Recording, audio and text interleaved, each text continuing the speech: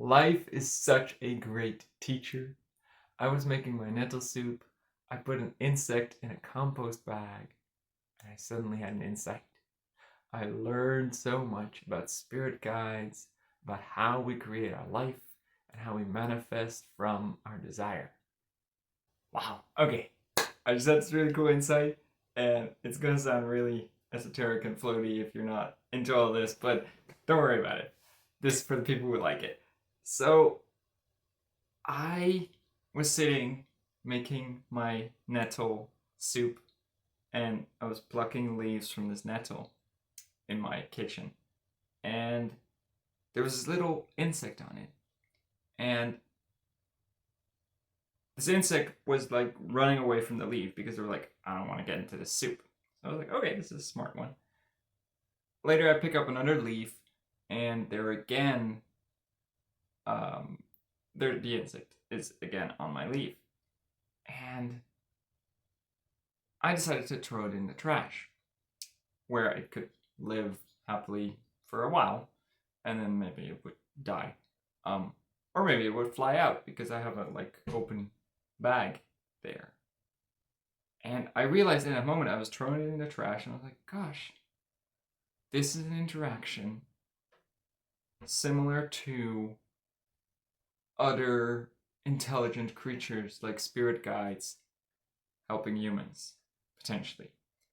So my thinking here is like, I threw him in there and I was like, huh, maybe he'll learn that he should fly out of there if he's smart enough. It's a little challenge that I just gave him by throwing him in that trash bag.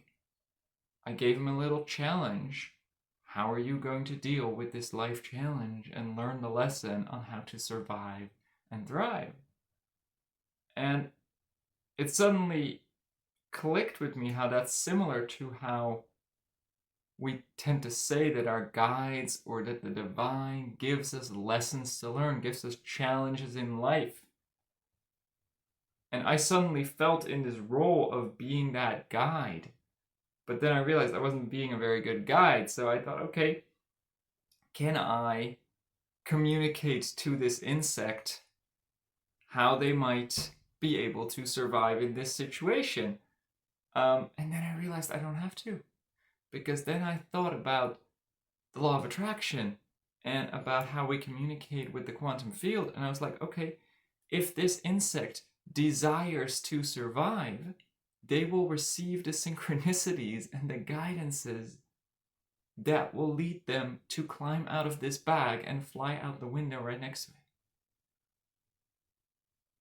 And so I realized that the spiritual guidance we receive this through synchronicities, right? We receive this through signs from the universe.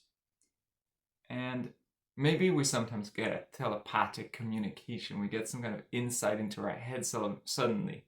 So maybe by me speaking about how this insect could fly out of this bag, I'm putting that information into the field. Maybe that helps that insect pick up that insight.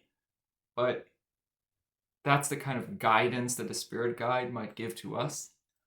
But it's also what's not needed if we understand, okay, but the way that this reality works, the way that things happen in these physics with the law of attraction, is that insect is going to feel a desire to get out of the bag and survive. They're going to have that survival mentality within them, or that wanting to live. And because of their desire, they're going to attract into their life experiences and signals and synchronicities that will help them to survive, that will help them to climb out of this paper bag and fly out the window. And that's how divine guidance works. And so there doesn't need to be some guide or angel or someone whispering something into your ear.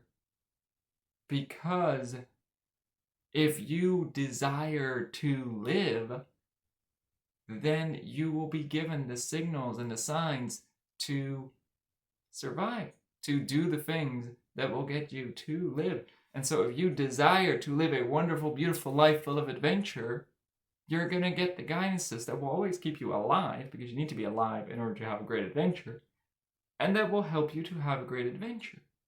Just like this insect who probably decided to incarnate into a garden with humans because they wanted to have an experience of interacting with humans.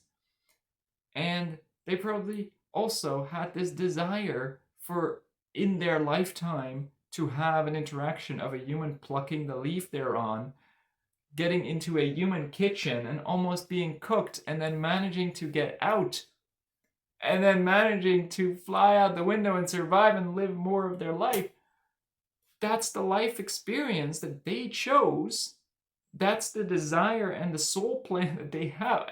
I know this sounds crazy, but I'm using it as a metaphor, right? This is how we talk about humans, isn't it?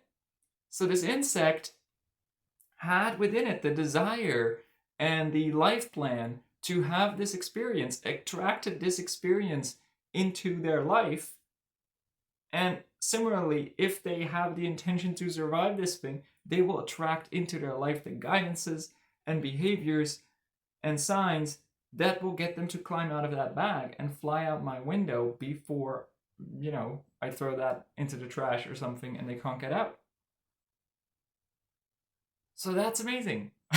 And I hope that metaphor made little sense to have the same insight that I have of like, wow, this is how it works. This is how the law of attraction works. This is how the field and working within this reality works, explained through an insect instead of a human, because that helps us to reflect and look at it from above.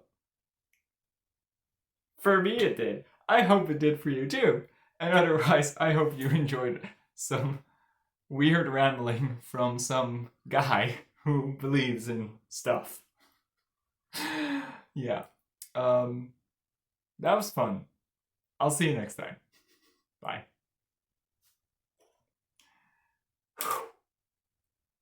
Whoa.